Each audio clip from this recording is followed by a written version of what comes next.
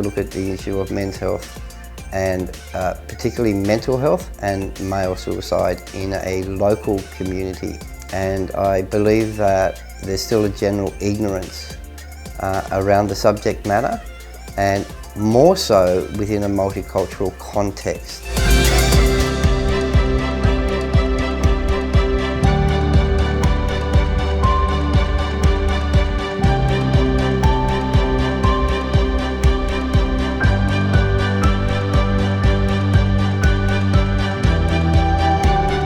Not speaking out, not thinking that that what you're feeling is worth or like it's not good enough. Like it's just something that will go away. It's just one of those things where you're laying in bed and you're just like, I feel like so depressed, but you don't know what to do about it. I think the stigma, especially in a lot of the cultural backgrounds of our residents in the Fairfield LGA, is so great. The stigma is so great that it's very hard to actually get people to come out and speak.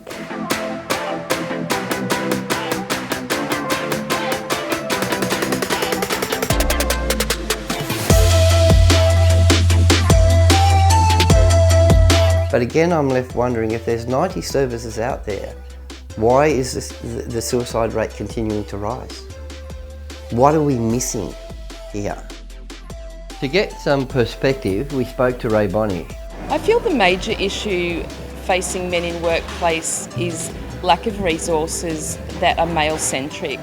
So guess what? Men's issues are different to women's issues, and there are so many that go unrecognised that are populated in our workplace with men. So for example, things like paternity leave for men or raising children for men is really difficult because men are still occupying most of our roles and they are still taking up most of the slack when it comes to breadwinning. But the expectation is that they still now take major care of their children at the same time. So when men are entering the workforce with undiagnosed things like eating disorders, trouble with domestic violence, because yes, men also experience domestic violence, that they have nowhere to report it.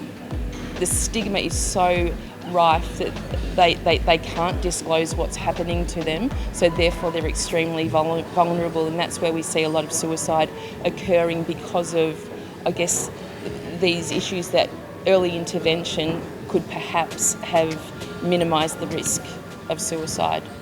The beginning is you really start to go into a dark place, so you become exhausted mentally, which then leads to the physical tiredness. You don't really want to do a real lot or communicate, and you start going down that dark road. And then worst case scenarios, you start to think, I give up, there's nothing I can do.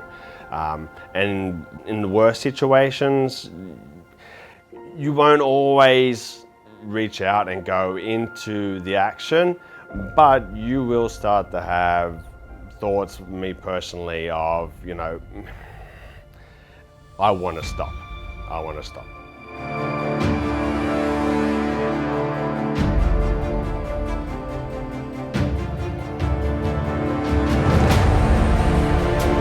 I think we have a major problem at the moment with mental health, especially with men. I don't believe that we actually articulate it enough. We don't discuss it with our families. And I think it's prevalent now. You can see what's happening around the place with men who are basically suiciding. Society doesn't talk about emotions, particularly for men. Also, mental illness is not spoken about enough. I just let them know that I'm always here for them, spew them, try and help them out with stuff, even if they don't want to talk about it, try and let them talk about it eventually. You can get over it, no matter how hard it seems. And there's always people there for you, I guess. So if you can, try and reach out. Talk to a mate. Getting it off your chest is much better than keeping it bottled up inside. When we arrived in the 70s, it was different. So you go to college and you start finding work straight away, and then you start speaking English and watching. But these days, it's a bit hard. Migration is more people comes into the countries. They find it very hard to find a job, to study and to get these things, when back home, most of them, they got a businesses, and most of them, they got they work all their life, they make their life, and then we came here, and there's nothing they can't start with the things they know. So most of them, they been in university, they're engineering, they're doctors. To go through all that again, to learn and study and things, that's make the people to get a little bit, mentally and disorders and, sort of thing. This is mentally in demand, especially our societies, our communities.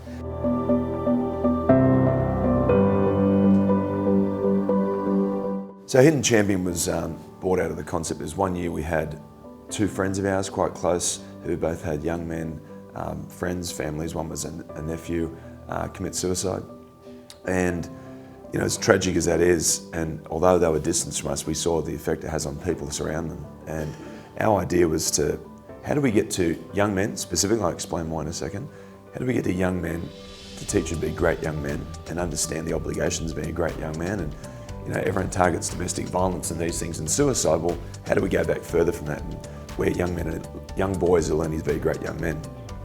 So that's where it started, and then it's all around education. A lot of young boys, I would say, from that age of 10 to 16, often have absent fathers, fathers who are not intentionally absent. Some are through separation and marriages, some just work in remote areas, or some are working really hard and barely see the kids.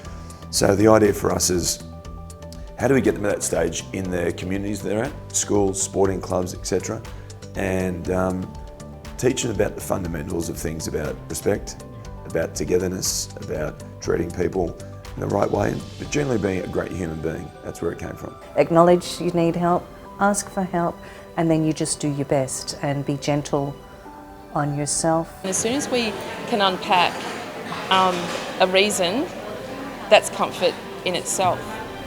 It's not going to save everybody, but it's a start. It seems like it's impossible, nothing's going to get better, but it really does.